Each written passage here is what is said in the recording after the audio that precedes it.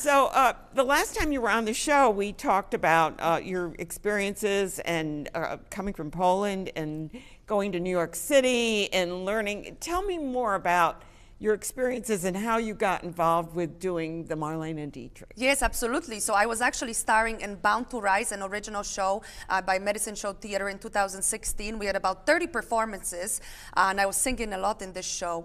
And the music director kept telling me every night when we perform, Justyna, you have to look up Marlene Dietrich. There's something about you and her that just connects for me. Please look her up. So, you know, he was a little bit of a pain in the, so he wouldn't stop until I actually looked her up and really did my research on her. The city where I come from in Poland is actually 2 hours away from Berlin. So I would go to Berlin as a child and I would see this beautiful woman standing in a suit in some commercials. That was Marlene Dietrich. The suit was kind of unusual for very unusual. That is 1920s when a woman could actually go to jail for wearing men's clothing. Really? Right? That's right. And that's when she said, oh, I don't care.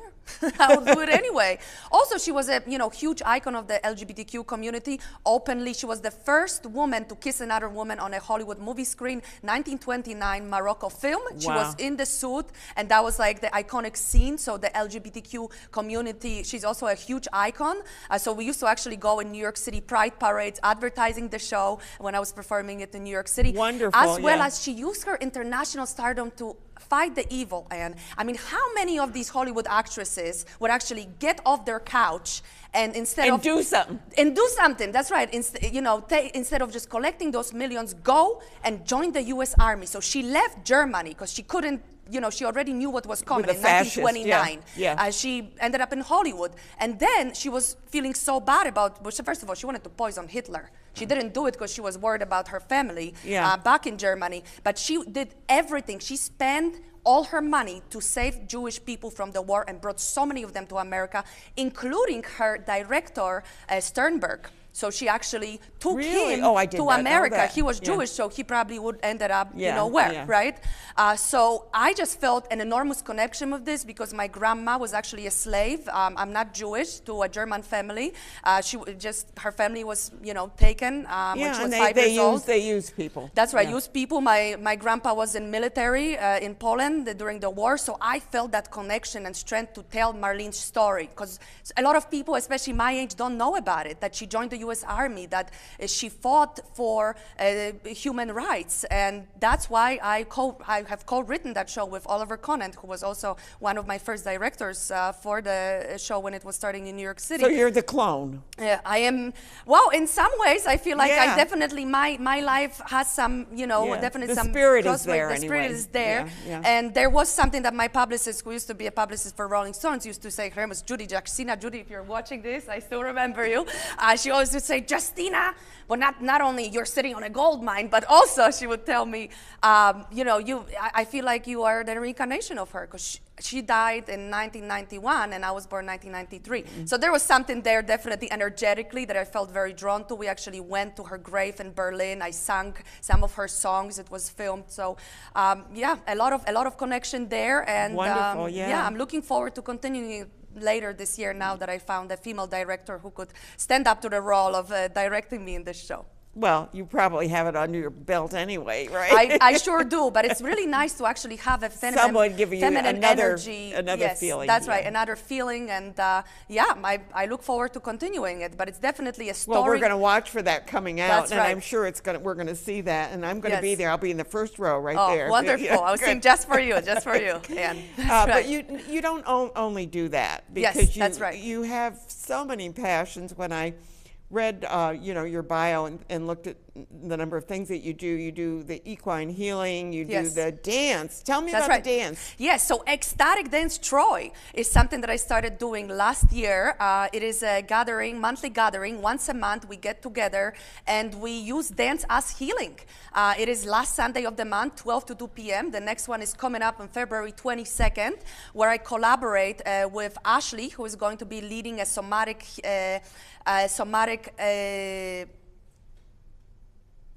healing method. Oh my God. She got a title. Yes. That's okay. So she's going to be leading the warm-up and the cool-down to this. In the middle of the section, I actually DJ and curate music. It's a sober event, so kids-friendly. All ages can come. It's really a way for us to dance and use movement, free-form movement, for healing, for release, for feeling freedom, for a communication non-verbally. So it's very artistic yet holistic. And I got into this world when the pandemic hit, and obviously I couldn't perform for a couple of years. So I reconnected with dancing, meditative dancing. I actually went to India, where I studied Osho Active Meditations in Pune for 6 months. So I really, learned to my core, and now I want to bring it to the Western people, what I've learned there, and that's what I've been doing. So, but all through history, dance has been part of every single culture. You're absolutely right. So it's nothing new, really. I mean, ecstatic dance was remembered again in Hawaii in the year 2000. That's when it popped up again, that kind of movement of using dance for healing, but also Native Americans. I mean, we are on the land of Native Americans, and what do they do for healing? Sing. They dance. When you come to a Native American person and you say, I'm really depressed, they ask you, when did you stop dancing? When did you stop singing? That is interesting. When did you stop being in nature? Yeah. So that's, I mean, I have chills when I talk about this, because all of this connects for me. I've been to a number of powwows, and it just makes me so sad to think that what we That's right. I didn't personally, but we did as a nation. Absolutely. Did to the Native Americans. Absolutely, yeah, me too. So, that's why I'm really, really committed to these gatherings where all the people are welcome, and I want to, reconnect us through different ways than just, talking, because we do a lot of that in our everyday lives. Yeah, I mean, you go to a psychologist, you know this, but there's more to it. That's a different way, and there actually has been a lot of scientific studies that dancing, free-form movement, opens up different neurological connections in your brain that heal depression. It's actually more effective right now than an antidepressant, dancing. I believe that. It's unbelievable. And, we've been growing community in Troy right now. We do it at Mount Ida Preservation Association. Shout out to Michael, the executive director. I'm really grateful for this he's a great guy. Easterbrook. Great guy. I'm really grateful. It is still... Esterbrook, That's right. It is still produced by my nonprofit company, because it's an arts company. And, we're committed to continue doing it. I also did similar events in Poland, in India, as well as in New York City. So this is just a continuation of it. And and that's, also part of me to bring the healing through art to other people. But speaking of healing, you also do equine. That's right. So horses actually has been my first love. When I turned 5, I remember driving with my parents in Poland by a gas station and noticing a small pony standing in a fenced-in area. Very weird, like one pony but in a fenced-in area. That was like, I don't know, 27 years ago. And I said, Mommy, let me, out of the car. So I run out of the car, go to this horse, and it bites me in my stomach. What an introduction. And that was my first love. I fell in love. I mean, so that's when I knew that. A little nibble there? Yes, a little nibble there. And that's when I knew that, of course, that didn't scare me. I said to my mother, I'm going to ride horses. Of course, then she said, absolutely not. This is dangerous. So I would literally, secretly, Mom, I hope you're not watching it. Secretly, I would ride my bike to the stable and ended up volunteering there, being a lot around horses. But of course, at the time, I didn't understand the scientific reason of the holistic healing of horses. The rhythm. The rhythm, their energy. So there's actually... I love to horseback ride, so that's... I know what you're talking. And it's not just about horseback riding, because that can be, even from a physical therapy perspective, amazing for your body, especially if you have some disability. Yeah, and there's one in Saratoga that does that. That's right, yeah, that's right. The movement, I actually studied the PAF, which is a way of being a therapeutic riding instructor, so I am certified in that. But recently, I started getting into the world of just being around horses and holding these workshops with fire horse healing. This is the perfect year to try and what is it? Fire horse healing. The Lunar New Year. That's right, Lunar New Year. So I started that organization, and we are hosting workshops mostly in warmer months. We rolled out a new collaboration with a place in Dover Plains, which is about 1.5 hours south from here, about 2 hours away from New York City.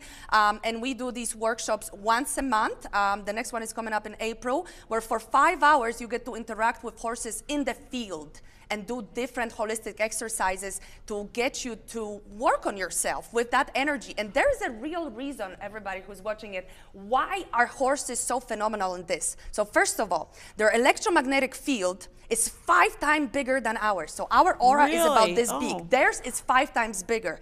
And their heart rate is twice slower. than ours, and they're huge animals. So regulation around horses comes very naturally. Yeah. They also mirror our emotions in a non-verbal way, so that talk psychotherapy just doesn't even come up close to the kind of experiences we've been seeing and transformation that people have been going through. So it's a really, my goal in my life is to open up a holistic healing center to include theater, arts, singing, dancing, horses. Yes, that is the plan. And we're almost out of time. Is there anything else that you'd like to add before our segment is done? Because you are such an amazing woman. Thank you. So are you. You are an amazing woman. So are you. There's a reason why we connected. I'm just really grateful to be here. I'm really grateful to have been introduced to the Capital District area by Don Rittner 11 years ago. I'm really grateful for Marco, pianist, who was an amazing addition to my Dietrich show, and hopefully we'll continue that collaboration. And grateful for all of you to continue bringing arts to this region. So thank you, everybody. Yeah, we love arts. I tell you, it's so important